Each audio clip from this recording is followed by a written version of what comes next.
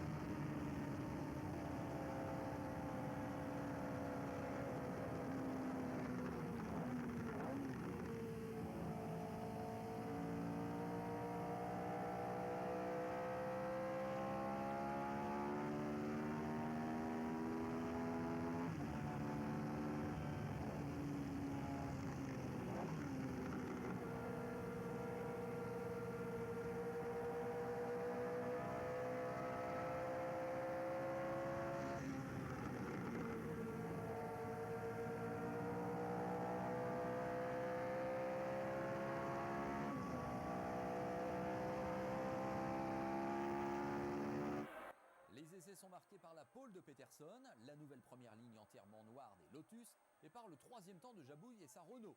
Quant à Nelson Piquet, il a déjà changé de baquet, le Brésilien est maintenant chez McLaren. Peu après le départ, on assiste à un monumental coup de théâtre. Alors que Peterson a pris le meilleur envol, Andretti cherche à doubler Rothman, qui lui a brûlé la politesse. Dès la deuxième courbe, le contact est inévitable, c'est Andretti, le confortable leader du championnat, qui reste sur le carreau. Tout est remis en question pourtant dans le 6e tour, lorsqu'une monumentale averse tombe sur cette partie de la Styrie dans laquelle est situé ce circuit de Zellweg, long de 5 km 942. On sort le drapeau rouge, la course est arrêtée. Elle reprend quelques minutes plus tard en tenant compte des positions avant la neutralisation. Le résultat final se fera donc par addition des temps des deux manches, respectivement de 7 et de 47 tours. Lors de la première manche, Peterson avait fini devant deux paillets, pourtant parti de la 13e position sur la grille.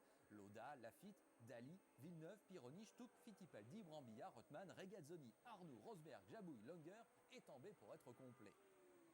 Au final, on retrouve tous les maîtres de la pluie qui se sont régalés ce jour-là.